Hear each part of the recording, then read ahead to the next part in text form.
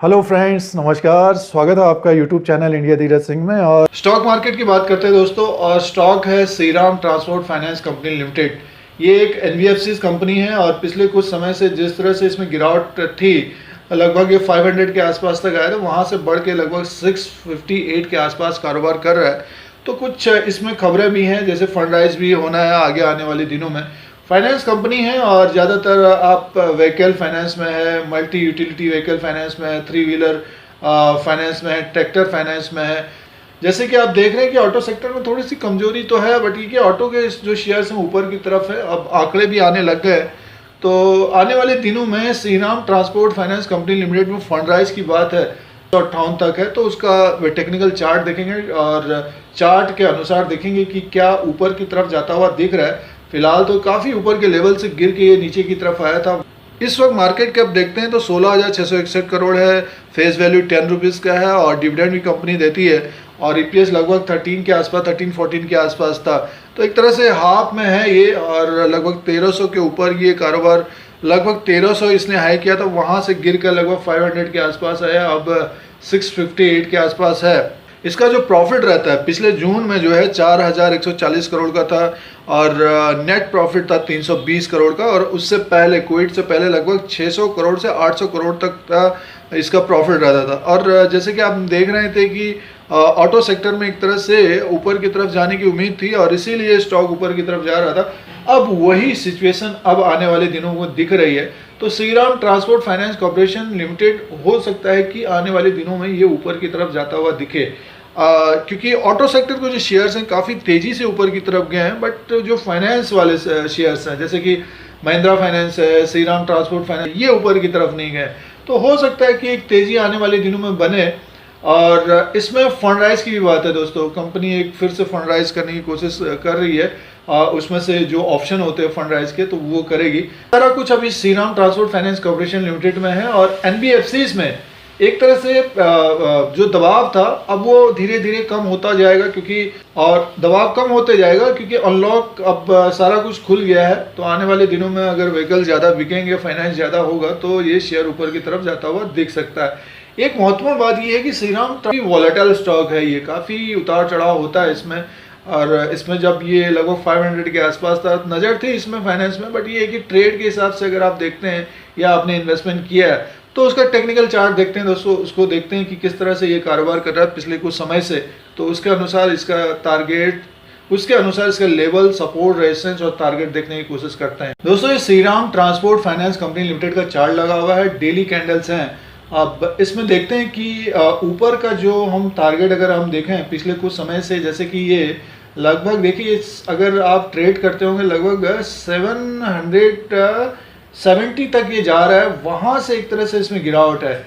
अभी देखिए कुछ दिन पहले ये लगभग 550 तक आया और इसका जो सपोर्ट एक हम देखते हैं लगभग 500 के आसपास तक का सपोर्ट है। तो पिछले कुछ समय से ये 500 से 700 तक का एक बीच का इस तरह का कारोबार कर रहा है। और एनबीएफसीज में एक तरह से हम देख रहे हैं दबाव है, अब धीरे धीरे अनलॉक खत्म हो रहा है और पूरा देश खुल रहा है। तो उसमें से हम अगर श्रीराम ट्रांसपोर्ट की बात करते हैं, जैसे कि अगर सेल्स बढ़ते हैं, गाड़ियों के सेल्स बढ़ते हैं, फाइनेंस ज़्यादा होता है, तो डेफिनेटली ये स्टॉक बहुत तेज़ी से ऊपर की तरफ जाता हुआ दिख सकता है। जैसे कि अभी आप 1 अक्टूबर को जो इसकी ट्रेडिंग हुई थी, ओपन हुआ था 627 पे, हाई किया है 664 और लो किया है 625 और क्लोजिंग आई 658। ये देखिए कल लगभग 30, 40, 50 पॉइंट का अप डाउन होता है, इसलिए ट्रेडर भी काफ़ी पसंद करते हैं इसको। और अगर हम इस स्टॉक को ऊपर का अगर टारगेट देखते हैं तो दोस्तों लगभग जो इसका ऊपर का जो हाई बना हुआ है लगभग 770 तक, देखिए ये एक ऊपर की तरफ गया था, 789 तक गया था, फिर गिरावट आई इसमें। तो 770 से ऊपर अगर बंद होता है तो डेफिनेटली ये स्टॉक फिर लगभग 900 के ऊपर और 1000 तक जाता हुआ दिख सकता है। 770 तक का एक टारगेट दिख रहा है ये आने वाले दिनों में। इसके ऊपर क्लोजिंग होती है तो उसको मंथली कैंडल के हिसाब से देखते हैं कि उसमें ज़्यादा क्लैरिटी आती है। देखिए एक ये जो ड्रॉप आया था लगभग ये 1300 से लगभग ये आया आपका 428 तक आया। तो अब तो मार्केट लगभग 11,500 तक है, 11,400 तक है। बट एनबीएफसी के जो स्टॉक्स है वो बढ़े नहीं है। महिंद्रा फाइनेंस भी लगभग नीचे की था, जब से उसका राइट इशू आया तो उस आसपास है। तो आने वाले दिनों में इन शेयरों में तेज़ी हो सकती है दोस्तों। और जैसे कि ये सितंबर के महीने में एक तरह से प्रेशर बना हुआ था, बट और लगातार पिछले कुछ महीनों से ऊपर की तरफ था। फंड राइज की भी बात है, तो ये कुछ पॉइंट्स थे। अगर हम चार्ट में देखते हैं तो देखिए ग्रीन कैंडल बना हुआ है 1 अक्टूबर को। ये जो ऊपर के देखिए, अगर इन कैंडल्स को देखते हैं तो ऊपर का लगभग 800 के आसपास का इसका हर्डल होगा मंथली वाइज के हिसाब से हम देखते हैं। तो ऊपर का जब ये लगभग 770 से 800 के आसपास अगर क्लोजिंग देता है, डेफिनेटली आपको ये फिर ऊपर की तरफ लगभग 970 से 1000 का टारगेट जाता हुआ दिख सकता है। लगभग 200 पॉइंट का बहुत तेज़ी से ऊपर की तरफ चला जाएगा। तो ये ध्यान में रखिएगा, जिन्होंने इस वक्त श्रीराम ट्रांसपोर्ट में इन्वेस्टमेंट किया है या ट्रेड भी कर रहे हैं या फंस भी गए हैं, तो उनको होल्ड करना चाहिए इस स्टॉक को। तो दोस्तों ये मंथली वाइज कैंडल है, अगर ये 50% अगर भर गया, सपोज 800 जैसे कि 870 890 के आसपास, तो डेफिनेटली फिर हम उम्मीद करेंगे कि जो इसने हाई बनाया था उसकी तरफ जाता हुआ दिखेगा। तो दोस्तों ये श्रीराम फाइनेंस का जो दिख रहा है चार्ट में, उसके अनुसार हम देखते हैं कि 770 से ऊपर अगर ये क्लोजिंग देता है, देखिए ये 2-3 बार इस तरह का हुआ है। देखिए यहाँ से ऊपर की तरफ गया, फिर डाउन में आया, फिर एक नया हाई बनाया। तो इस तरह का ये कारोबार करता है, बहुत तेज़ी से घटता बढ़ता है, ये बहुत तेज़ी से अप डाउन होता है इसमें।